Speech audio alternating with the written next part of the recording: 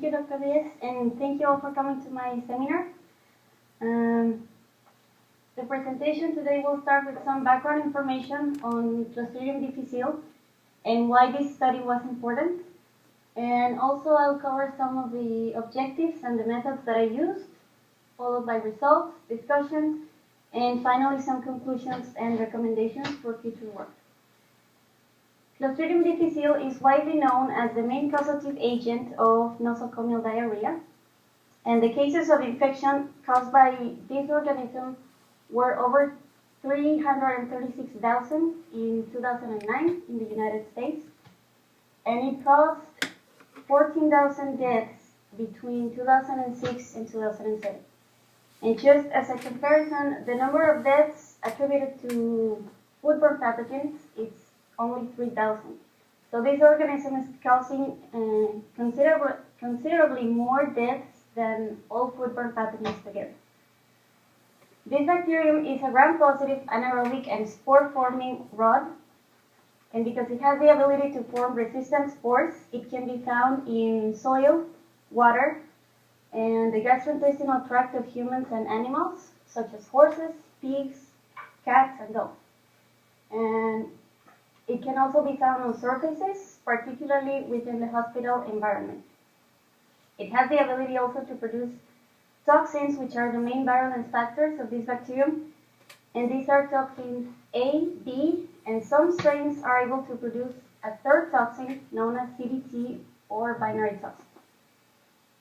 The infection caused by this bacterium, which is also referred to as CDI, traditionally is acquired by hospitalized patients who have received antibiotics and who are over 65 years of age. The diagram here is to show you the mechanism of the infection. So let's assume that a hospitalized patient has received antibiotics, and these will alter the intestinal microflora, and this will be an advantage for Clostridium difficile because it will have no bacteria to compete with. So if the patient ingests spores, the spores will resist the acidic pH in the stomach, and when they reach the small intestine, they germinate into vegetative cells, and then they multiply and produce toxins inside the colon. These toxins damage epithelial cells, and this results in a mild to severe diarrhea, and also a condition known as pseudomembranous colitis, or PMC, which is the formation of yellow plaques of fibrin or membranes. And complications of this disease include toxic megacolon and death. So why would be a nosocomial pathogen of relevance for food microbiology? Well, recently there have been changes in the epidemiology of this disease, and changes include an increased incidence and severity of the cases, and this is due to the emergence of more virulent and more antibiotic-resistant strains. Also, there are increased cases of community-acquired CDI. This implies cases occurring outside healthcare facilities and in a population that was previously considered at low risk.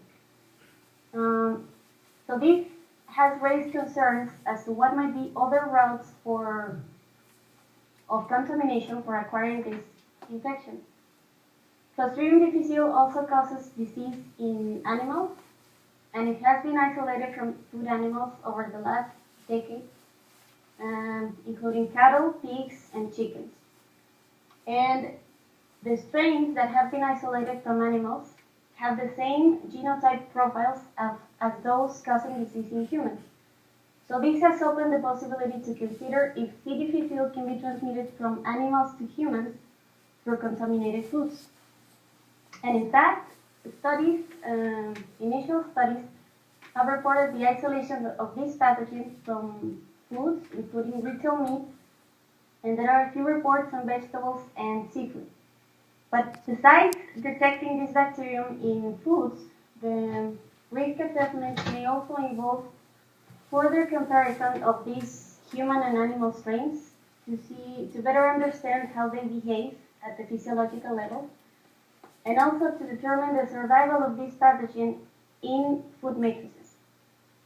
So therefore, the objectives of this study were first to determine the prevalence of Clostridium difficile in retail meats in Minnesota. And this objective is part of a larger study that is also investigating the prevalence of this same bacterium in food animals and in humans in central Minnesota. The second objective is to assess the differences in growth rate of the strains isolated from humans and from animals. And finally, to evaluate the survival of Clostridium difficile on refrigerated and frozen meats. Now moving on to the methods. The samples consisted of raw beef, pork, chicken, turkey, lamb, and fermented meat.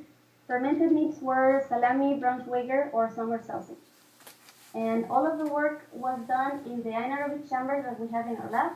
And this is to ensure that there are anaerobic conditions during the experiment.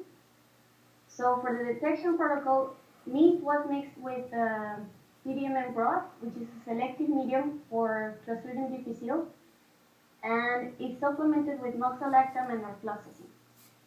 So this meat and broth mixture was incubated anaerobically, and it was incubated for enrichment. So after enrichment, it was subjected to ethanol shock to select only for spores, and it was then plated onto CDMN agar. So after incubation, suspicious colonies would be confirmed by either colony morphology, gram staining, and flow disc, which is a test to detect the production of L-choline aminopeptidase, which is positive for Clostridium difficile. And further confirmation of the isolates would include PCR. For the second objective, our collaborators provided us with 22 strains isolated from humans and 13 strains isolated from animals. So for each of the strains, DHIS broth was inoculated with an overnight culture, and during incubation, the optical density was measured with a spectrophotometer at 600 nanometers every hour, and then the growth rate was calculated.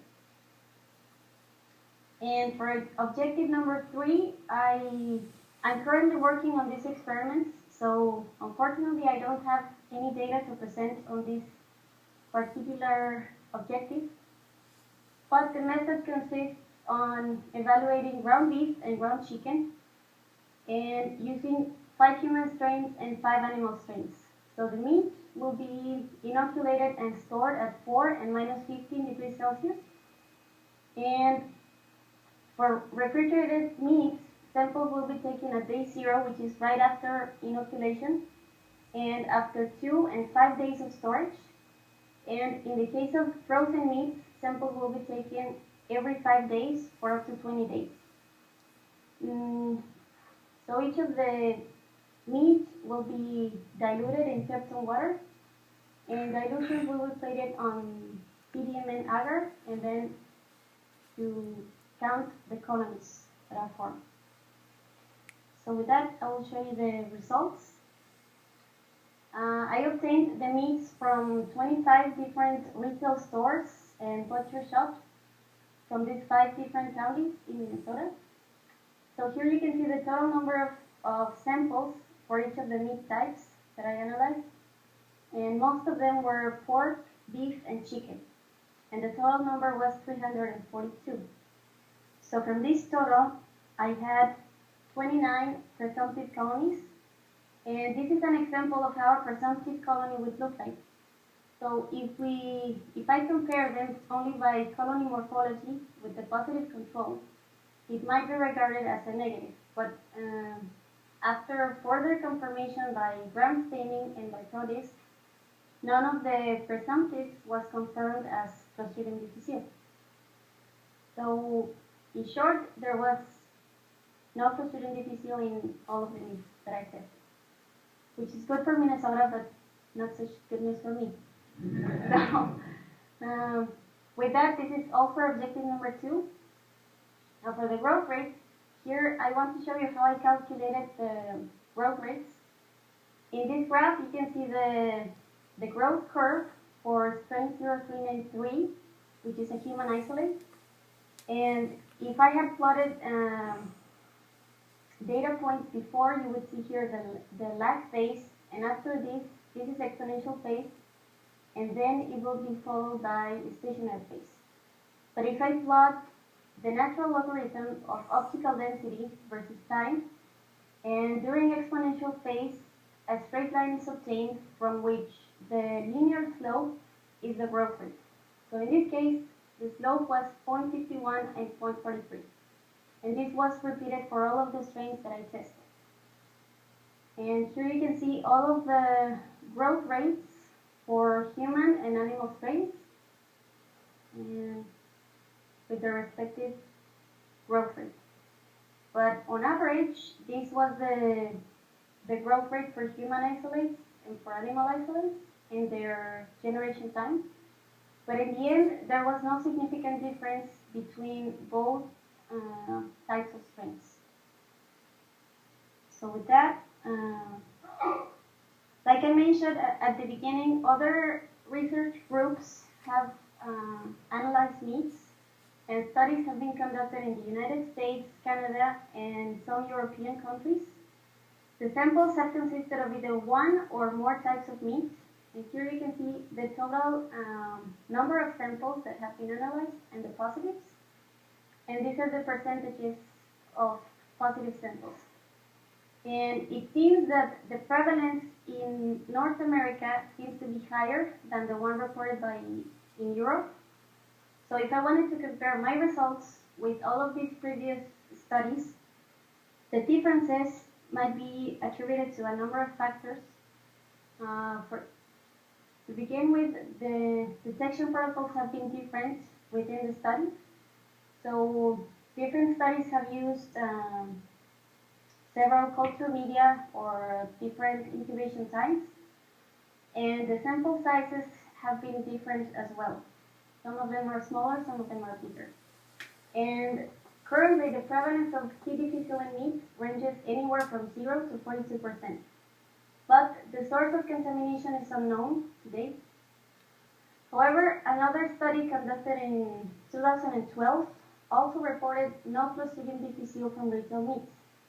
And it is important to note that the sample size was over 1,700 meat, and 8 different states participated in this study, including Minnesota, and all of the states used the same method for detection. And as for the growth rates, were similar for both human and animal strains at 37 degrees Celsius. And the study reported by Burns also reported no major differences in optical density, but they were comparing different ribotypes of C. difficile. However, the origin of the strain was not specified. So I don't know if they were human or animal or what type of strains. So to conclude, and according to my results, Clostridium difficile is not commonly present in retail meats in Minnesota. And because there are several differences in the prevalence of this bacterium in meat, it is not clear if Clostridium difficile can be regarded as an emerging foodborne pathogen. And also, this study provided additional information on the behavior of different strains at the physiological level, but further information is needed in order to better understand the role of Clostridium difficile in community-acquired disease. So with that, some of my recommendations would be, first of all, to have a consistent method for detecting this bacterium in foods. And with that, the differences in the prevalence might be reduced. And knowing that there are differences in prevalence rates, it would be interesting to know what is causing this difference. if it is due to geographical regions or why it has been isolated in big numbers in some regions and not in others, like in my case. And after I finish my last experiment during refrigeration and freezing, it will be also interest to evaluate the survival of this bacterium in foods under additional conditions, such as cooking or maybe grilling for meat. And before I finish, I would like to thank my advisor, Dr. Francisco Diaz, for his constant guidance and support, and also the members of our lab, both past and present, who have been also very supportive all the way, and our collaborators who provided the strains of C. difficile from through MDH, and Megan, who helped me with getting some of the samples from central Minnesota, and the members of my examining committee for accepting to be part of it, and the USDA for providing the funds for my project. These are some of my references, and with that, I appreciate your attention, and I'm happy to hear if you have any questions.